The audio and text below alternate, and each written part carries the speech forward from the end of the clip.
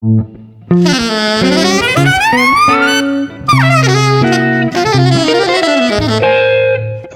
Jazz. Thanks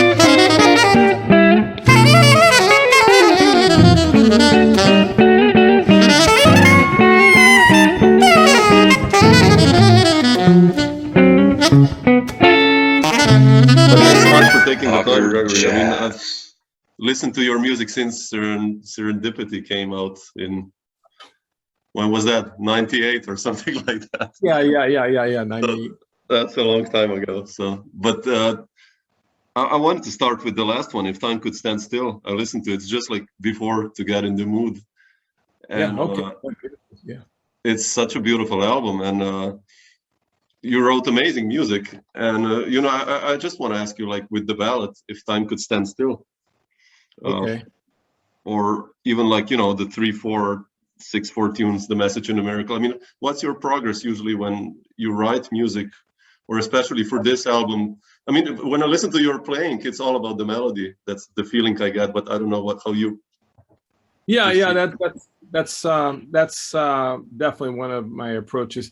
With this particular CD, I was looking to since I knew that I wanted Willie Jones on it. It's when Willie approached me about doing the project, Willie is someone that I've wanted to do something with for a long time, and so I thought this was a perfect opportunity, and it was also an opportunity for me to kind of revisit a little bit more toward the tradition again, because some of my previous CDs over the last 10 years have been more or less kind of in my pseudo, whatever you want to call it, world.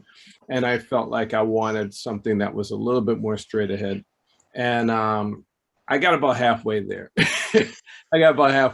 mean, they kind of started off kind of that way, and then they kind of morphed into something different. And I have a new CD that I just recorded, kind of like the sequel to that. And Oh, really? It's kind of the same thing, but I'll get to that. But I'd say as far as If Time Could Stand Still, a lot of that music was written when I was actually over in China, playing at the Jazz at Lincoln Center Club over there with Willie and Alex Claffy and some other great musicians, and so a lot of that kind of took shape there, and I was trying to envision something that was going to work a little bit more with that that group or a similar group, and so that's kind of what I was thinking. So a lot of the stuff kind of started off a little bit more.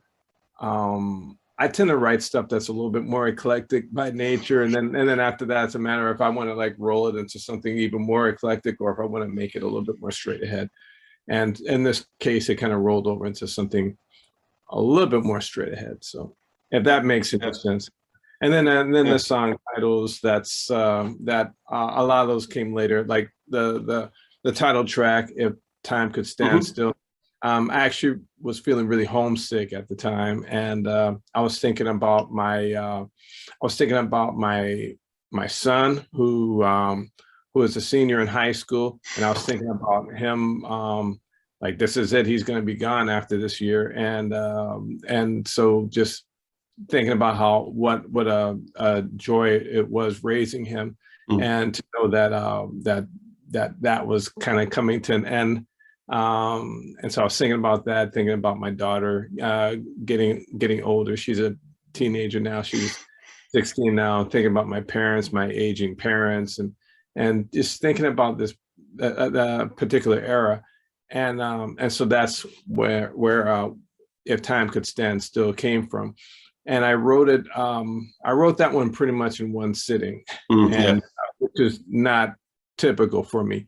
That one just kind of popped out, and so I thought about adding stuff to it, but then I just decided to leave it alone.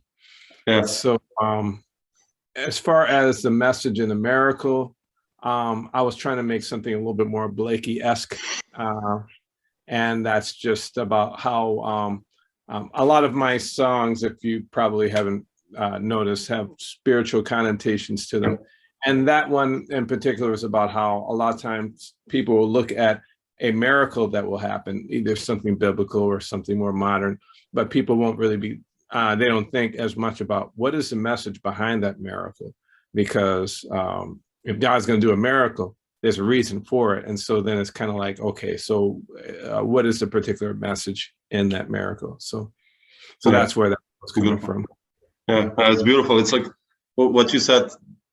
It's, I don't know, when I listen to this album, it's, I mean, especially the ballad, I listened to it a couple of times, and it's so, if I will describe it correctly, but like, it's like egoless, if you know what I mean. It's like really kind of the music serves the music, if, you know, I don't know how to describe it better, but, you know, when I listen to it, it's just like, wow, okay, it's there. It's like, yeah, thank you. I mean, yeah, thank you. As a compliment, I mean, I don't know if it came over like that, but you know, it's really like you serve the music, and it's no overblowing on over. It's just like it's there. So it's so. But thank you. Yeah, it's so beautiful, really. And but what is your process when writing the other tunes? You start always like with the melody, or like sometimes with chord progressions, or it's different every time, right? Yeah, it's different every time. Like for instance, with Great Cloud of Witnesses, with that one, the first one, I started off. I was on YouTube, and I was looking at some African drummers, specifically some drummers from Burundi, and I was just because I like the way that you have all these different drummers, and they all have their individual part, and how it all comes together, as one unit. Yeah. And so I was checking that out, and then I decided to just transcribe what they were doing. And then I thought, well, okay, if I assign notes to these, this can become a tune. And so that's what I did. And so that's where that one came from. So it's if you were to just play the rhythms of everything there, then that's you would get then you would hear more of the drum section. I've written a couple other songs like that too, and not always specifically African drums. I if you remember back in my CD Serendipity, my tune if you just play the rhythms, and I was actually trying to simulate Elvin Jones, who I played with for years. Yeah, and sure. So that's kind of where I was coming from with that one. And I on my CD Abundance is a tune called Iconoclasm. I actually wrote that one off of a drum pattern I heard drummer Ali Jackson play. Yeah. Oh wow, man! Oh, that's a cool approach, actually. Yeah, and I've got other ones like that, and I've got some in the can too. So it's just one of my writing styles. I love that. Yeah, I have to try that. Actually, I've never thought about it. I mean, you know, I always theorize tue much when it comes to writing, I guess. I don't know. But you mentioned also a new album like coming out. Is it with the same band then, or? It's a similar band. It's Willie Jones again on drums, and then on the bass, my longtime musical partner Sean Conley on bass. Oh yeah, wow, beautiful.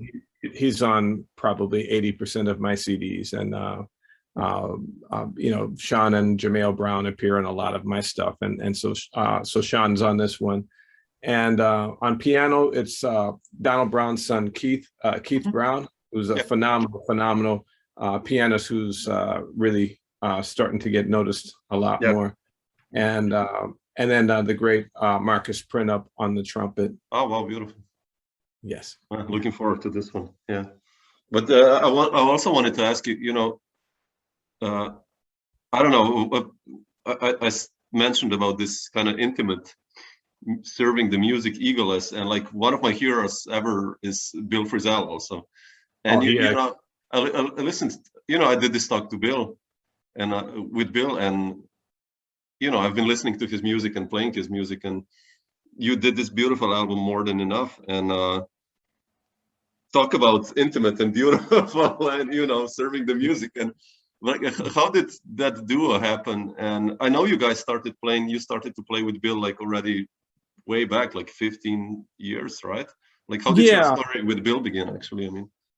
Well, actually, we first met one time I was playing with Dave Douglas down in Rio de Janeiro, and we met backstage because they were on the same bill. And we had a really nice conversation, really great conversation, and we exchanged numbers. And next thing you know, he sent me some copies of some of his CDs.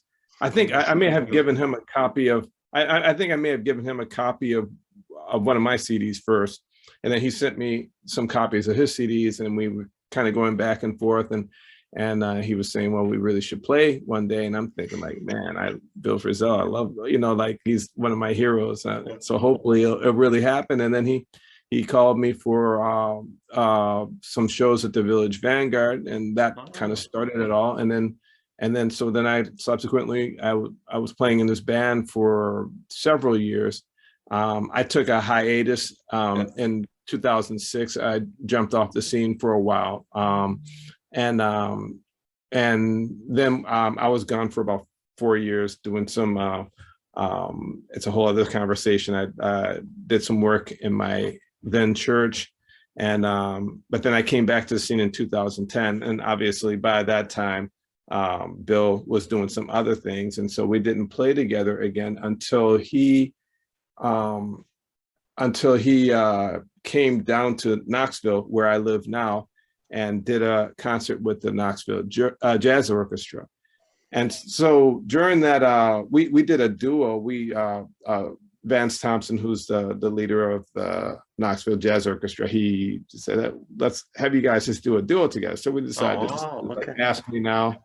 And it was really great. It was just, it was so great. And then after the show, then I was sitting around getting bummed out because I was like, I don't know when I'm going to play with them again. And that was just so great. And then my wife actually suggested, well, you should see if you try to put a CD together, do a duo project. And so, and so I called him, asked him if he wanted to do it. And he said, yeah, I mean, and I told him I just need to figure out a way to do it. And he put me in touch with the people at Nouvelle and Nouvelle Records, and then we went in and did it. And it's out on vinyl. I'm going to hopefully put it out on CD within the next year. We're working on that, and so that's it was one of the highlights of my career. So.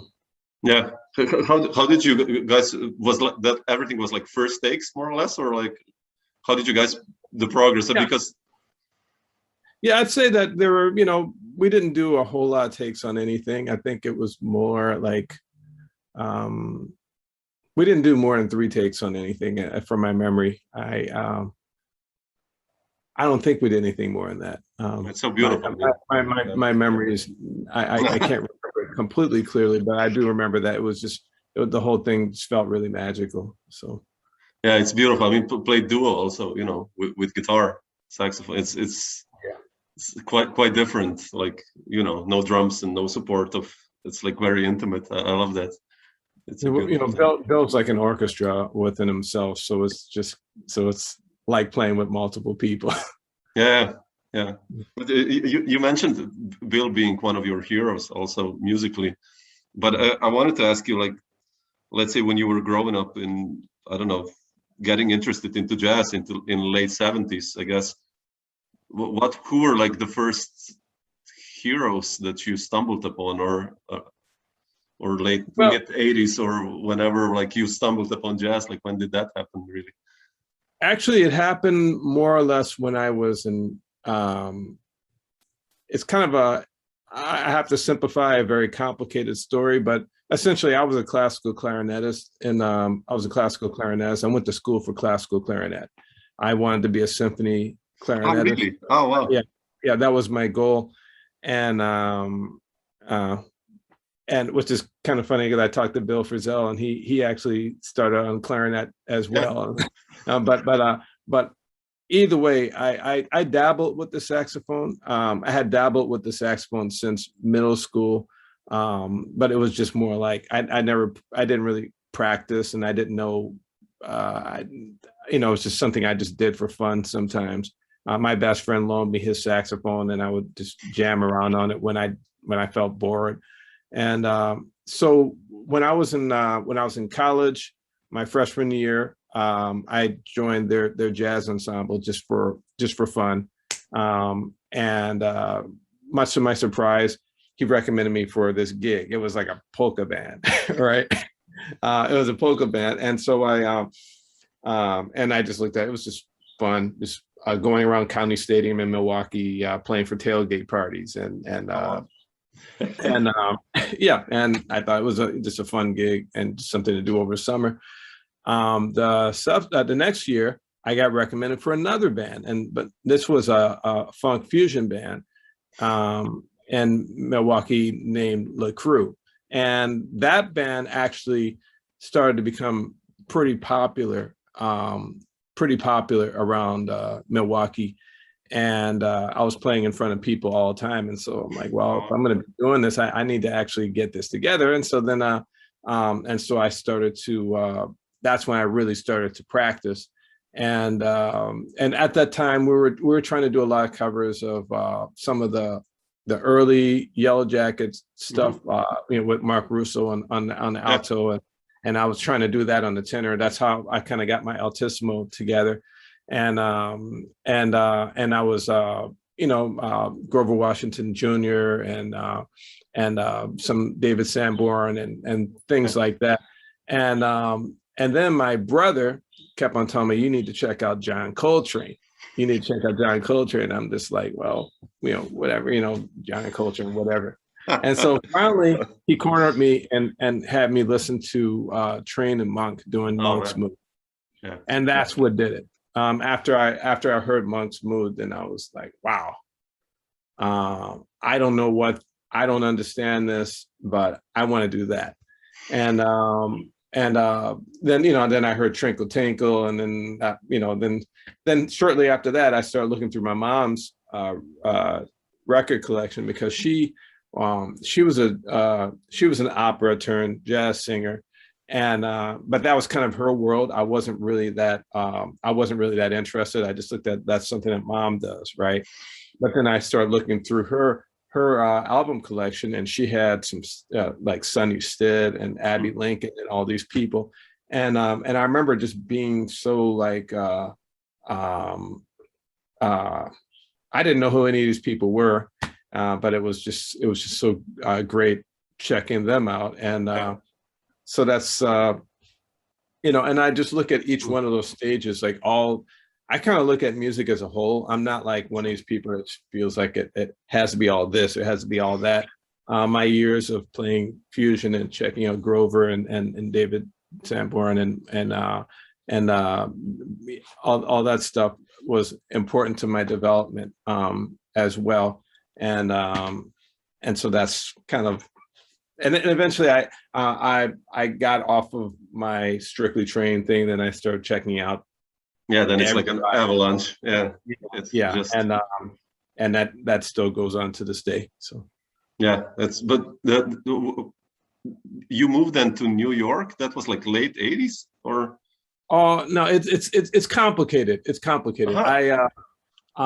You went to St. Louis in between, right? No. Okay. All right. I was born in New Orleans.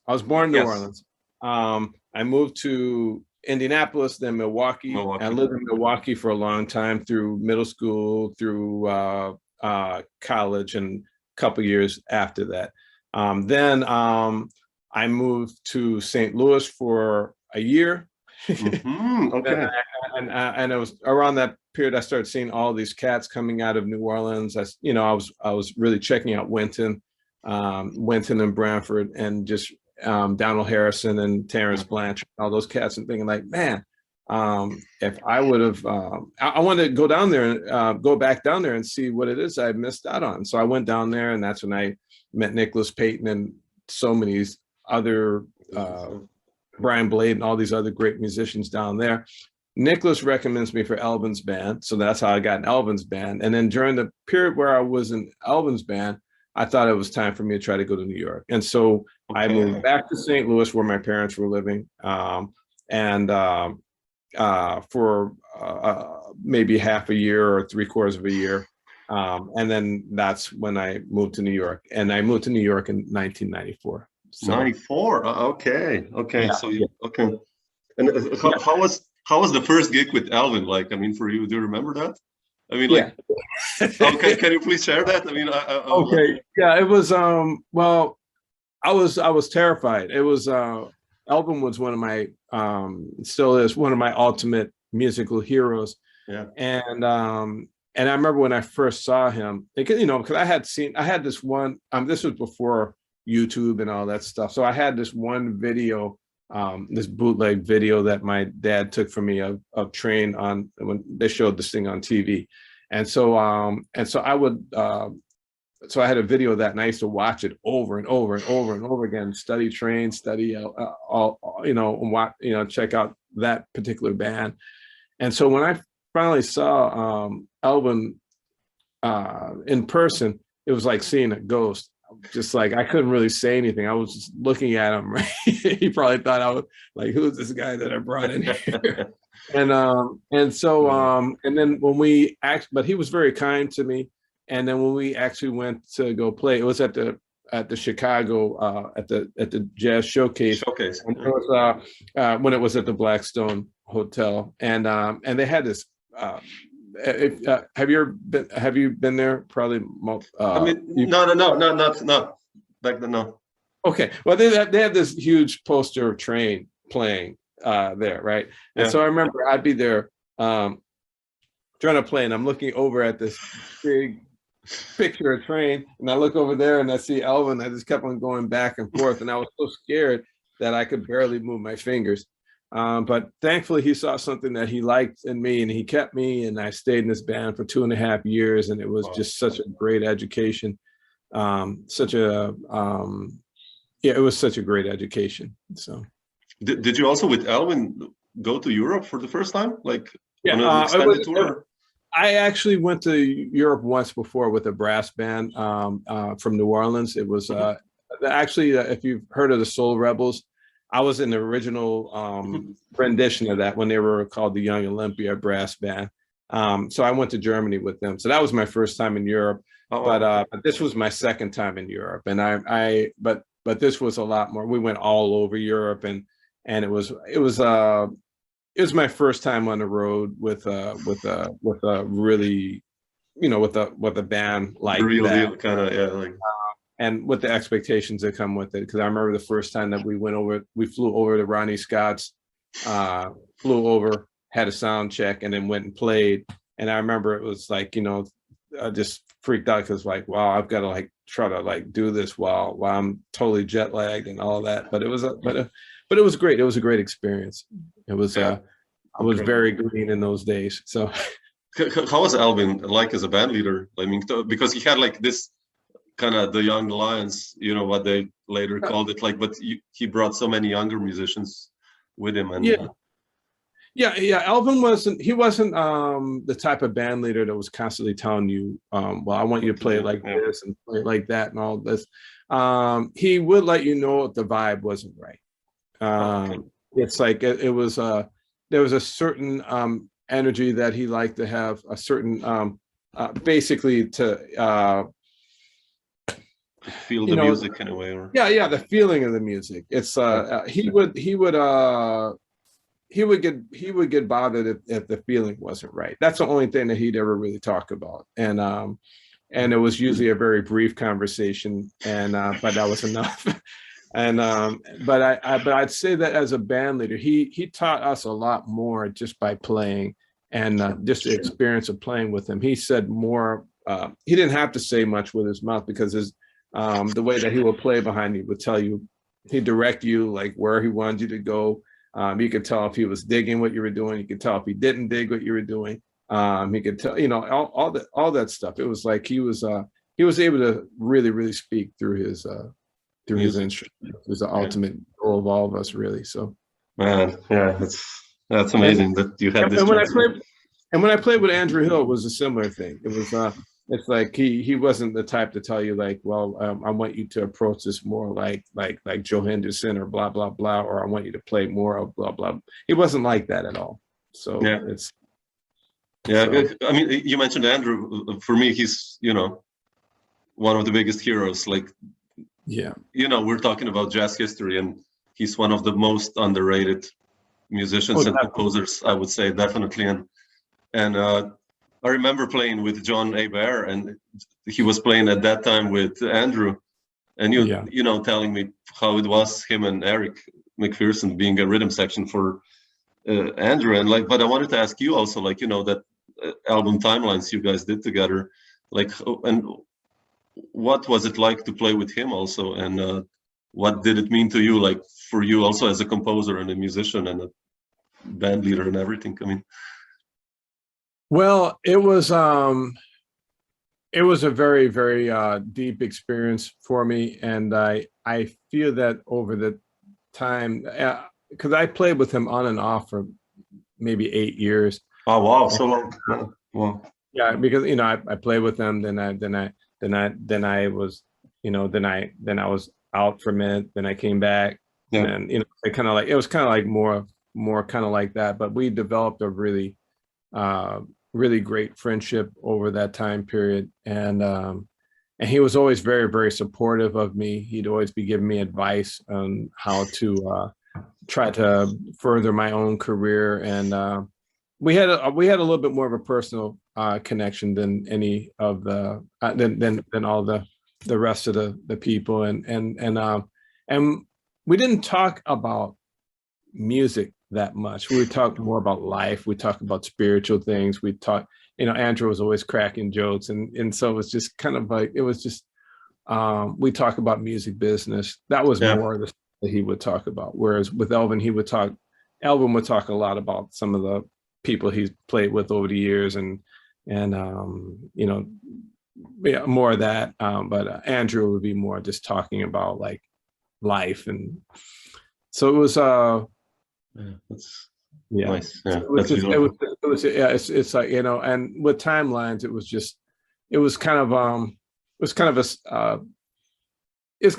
a sad CD to make, because at that point we all knew he was sick, and we all knew that it could be the last one, and it was just it was a hard period. It was a hard period. So but it's a beautiful album you guys made. I mean, all those tunes, Maliki and all that's like the start of the album, and it's beautiful. It's a beautiful record. It's It's we felt good. I mean, there was a time period where we were doing a lot of stuff quartet with myself, John Abair, and it was Rashied Waits, and then eventually EMAC, Eric McPherson came in after that, and then for the CD we augmented it with Charles Tolliver. Charles, that's beautiful. And then that was like the beginning of a new chapter,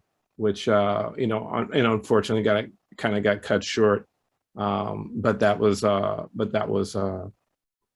it was a special period, but it's also like a somber thing for me. So, I can imagine.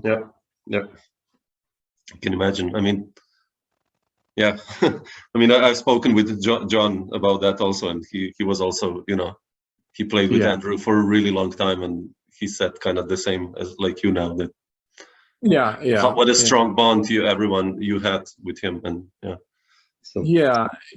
it was it was during a time where I was going through a lot of life changes as well, and so it was just kind of a lot of things. Remember that, a lot of things happening at the same time. I wanted you mentioned Alvin, and you also played with Rashied Ali, right? I've read some. I mean, talking about Coltrane, and you played with Alvin, then you played with Rashied, and how did that gig happen, and how was he compared, let's say, to Alvin? I mean, drum wise, he's a different story, but I guess personally also, right? Or yeah, completely different personalities, and I'd say that Rashied and I were able to get our personal connection was a lot deeper. Also, Rashied I met Rashied through Ravi Coltrane, who's a really good friend of mine, and so it's one of those things where I talked with him on the phone and came over and started. We just get together and play duo at his. Really? Oh man. Yeah, and and we did it for a long. First we just get together and play standards, and it's which you don't really picture that with Rashied as much, but we get together and just play standards and then just talk, and he would talk a lot about Train. He'd talk about like different books that Train turned him on to, and and all like he would talk a lot more about Train than Alvin did. And it was just but we just had it was just a lot of fun hanging with Rashied. He'd talk about his club. He had a jazz club at one time, and just all these different stories. And then eventually I started bringing some people with me. I brought Omer Avital over there one time. Oh, really? Oh, wow. Yeah, and so then we just started playing trio, and then eventually he started booking us. We did something with, I brought him and James Hurt over one time, and then we wound up doing our first. We played at the Knitting Factory with James and Omer, and that turned into a CD, and then we did, and then there were other configurations, and so that, so it was a lot of fun with Rashied. Yeah, that's beautiful. But did Alvin and Rashied also encourage you? Because I have Serendipity, but I've read you did like a record before, Crazy Love, and I couldn't find it anywhere, and I can't find it. I don't know. So what's the story there? Like becoming a band leader, you as a band leader, when did that started to unfold? Well, I've been writing music pretty much since around. My first compositions were more like just things I tried to write for school and stuff, like more classical type of compositions. Yeah. But my first attempt at a jazz, or for lack of another word, composition was in 1990, and and it was like this song called Aquamarine. And then after that, the next thing I wrote after that was something called The Search, and then Changing Seasons, and then Jonah's Tears. And so all those songs have ended up on several CDs since then. They're still some of my favorite songs of mine to play. But essentially, when I was playing with the the Young Olympia brass band, which, like I said, turned into the Soul Rebels. Milton Baptiste, who was the leader of, he was kind of like the guy that was mentoring the Young Olympia brass band. He took me aside one day and he said, like, I know that eventually you're going to go off and do your own thing, but I'd like to record your first CD. And and so I was thinking, I don't know if I'm ready or not, but yeah, sure. It's an opportunity. I'm going to go for it. So that particular CD has Nicholas Payton, Eric Rebus, Brian Blade, and Peter Martin. And my mother actually sings on one composition. And so it's and we did that in 1992. And it's we're all really young. We're all, we're all really young, and you can definitely hear that we've all changed a lot since. But is it still available somewhere like this one? Because it was only available down in New. It was only available down in New Orleans. Oh man, it's very, very hard to find, and I'd it's love to hear that. Yeah, I mean, maybe I'll send you a copy. I mean, you would have a hard time finding it, but I'll let you know ahead of time that I sound a lot different back. I sounded a lot different back then than I did by the time Serendipity came. Serendipity. Okay. Yeah. I was still very, very green. This is before Alvin. So, you know, pre-New York kind of. Yeah. Everybody starts somewhere. So. Oh, come on. Yeah. No, come on. Yeah.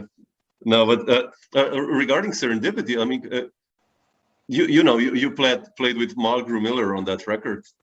And oh yeah, how did the story with Mulgrew? I mean, for me, one of the greats again. You know, talking about piano players. But how did you hook up with Mulgrew actually? And Mulgrew is one of my all-time favorites. And I remember when I was living in St. Louis, the first time I was living in St. Louis, I remember driving and hearing Mulgrew on the radio for the first time, and it just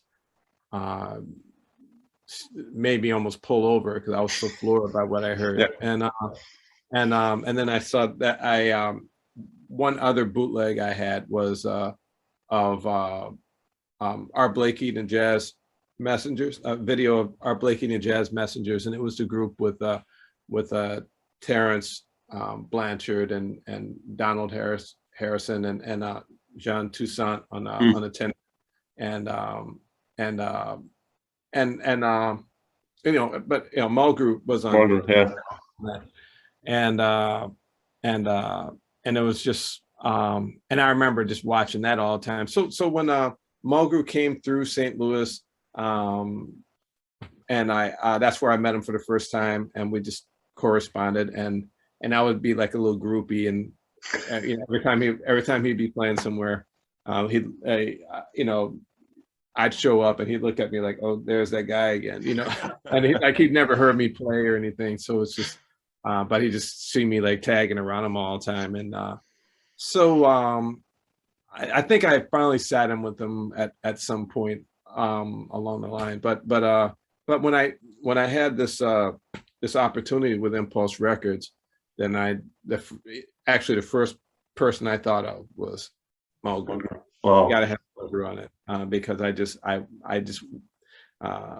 want to play with him so bad, and so that was so that's how it happened, and it was just so wonderful. I say my only regret is that I wish I would have given him longer solos. that's like if I had to go back and do it again, I'd chop a tune and let him play longer solos. That's my only regret with that CD. So yeah, otherwise it's like it's such a beautiful album you made, really a beautiful tunes, you know, Forgiveness and you said, you know, like, and some others, like really beautiful music you wrote also. And yeah, so but you had also Russell Gunn and Tom Harrell, right, on one. Yeah. How did Tom come here into the game also, because he's like a different generation? I mean, that's why I'm asking.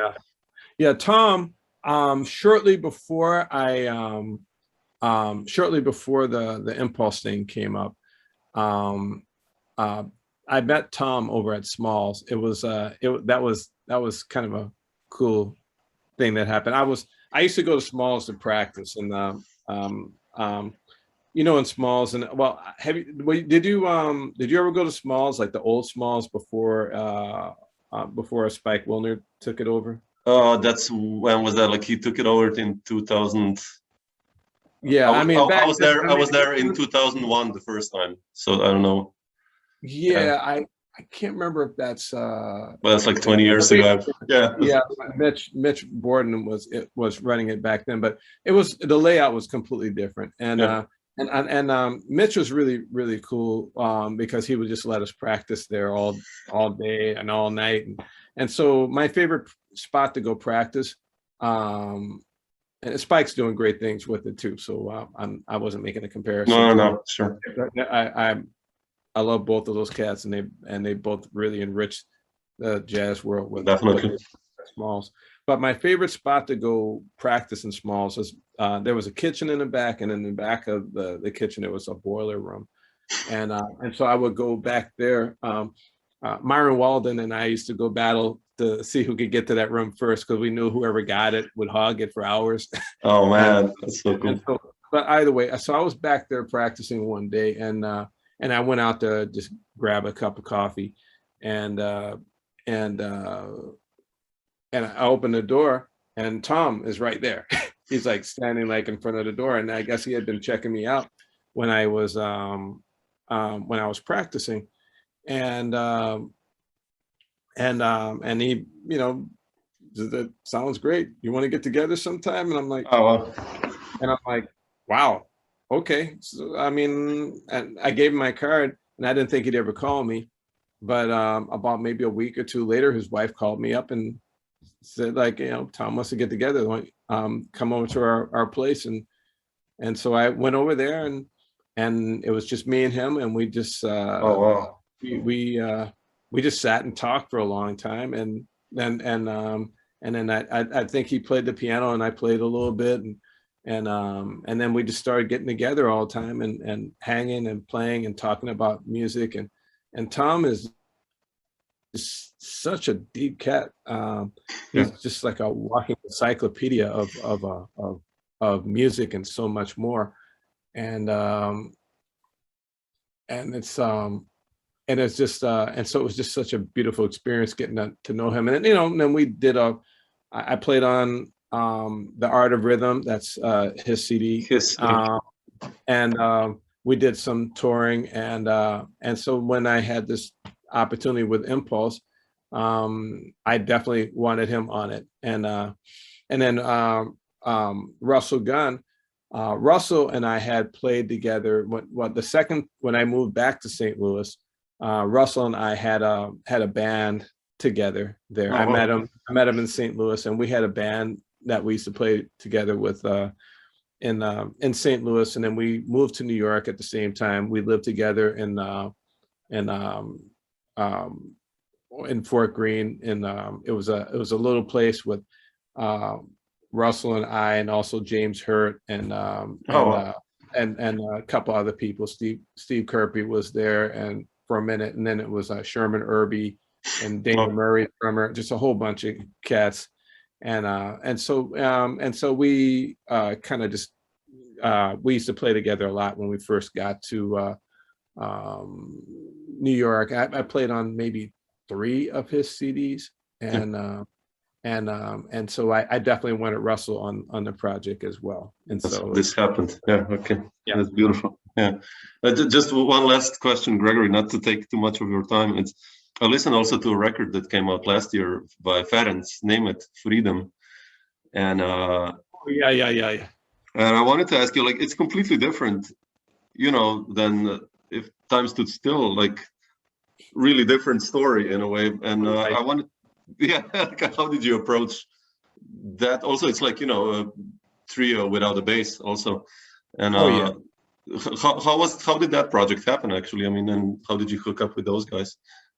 Well, Ferenc, we met through Elio Villafranca, and the pianist, phenomenal pianist, and we did like a gig together, and it was a quartet gig together in Philly, and Ferenc and I, we had a really great hookup, and so subsequently we stayed in touch, and then he called me for he just started calling me for some of his dates, and he's just such a phenomenal player. Oh yeah.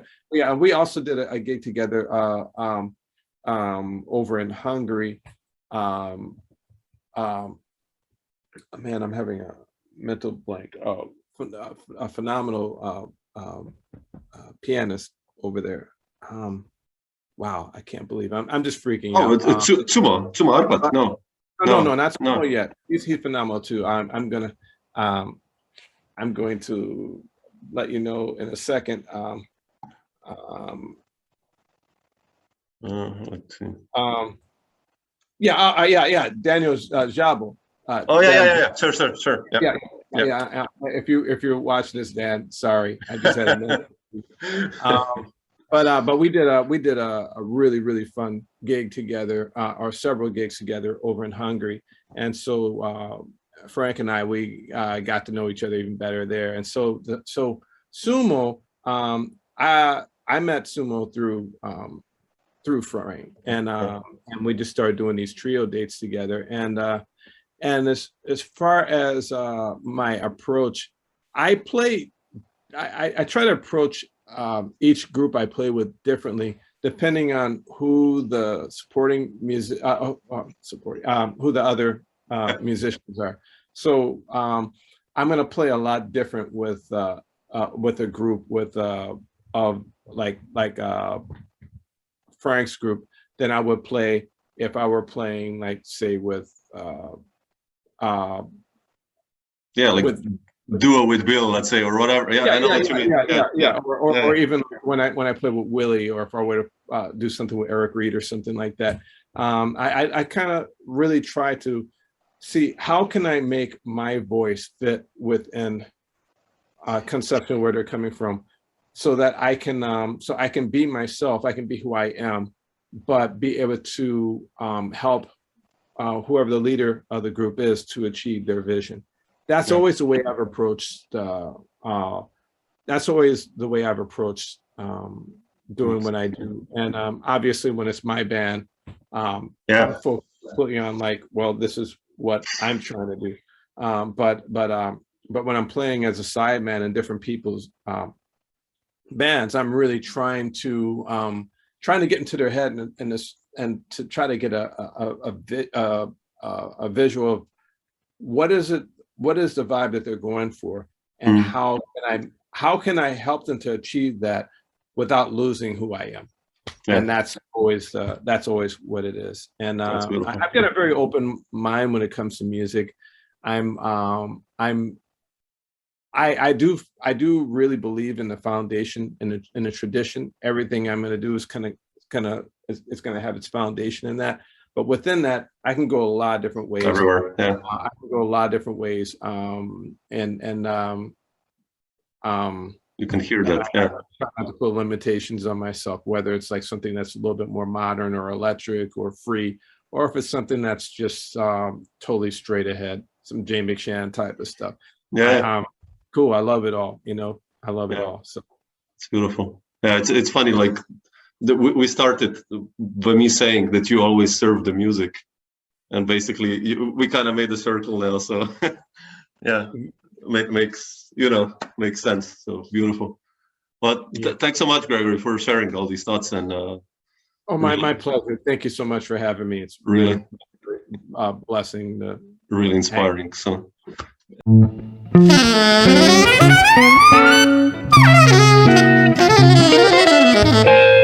Dr. Jazz.